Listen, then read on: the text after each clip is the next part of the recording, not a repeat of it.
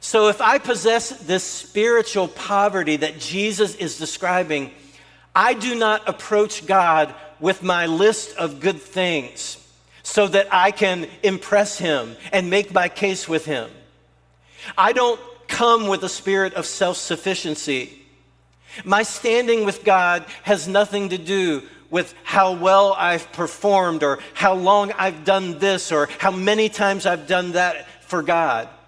Rather, I'm coming to God like someone who does not have enough good deeds, who does not have enough spiritual maturity, who does not have enough knowledge to assume that I can be accepted by God. It was about a year after I moved to Illinois and began serving here at Westside that the 9/11 attacks were carried out.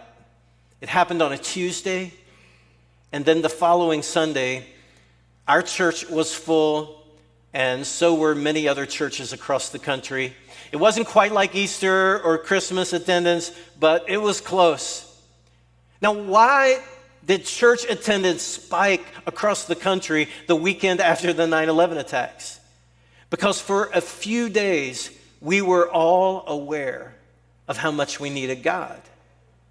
None of us was thinking, hey, I've got this, doesn't matter what happens. No, all of us were thinking, I need God, I want God, I want to draw close to God.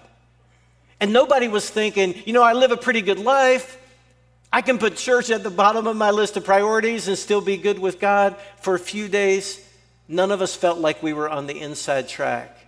And none of us wanted to assume that it was good enough. And we wanted to draw as close to God as we could. Friend, that is what it means to be poor in spirit.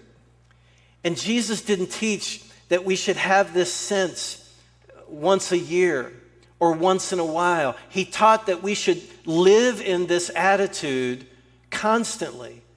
This is why Solomon said, the fear of the Lord is the beginning of wisdom, and knowledge of the Holy One is understanding. When you're poor in spirit, you are not proud that you have made so many spiritual deposits.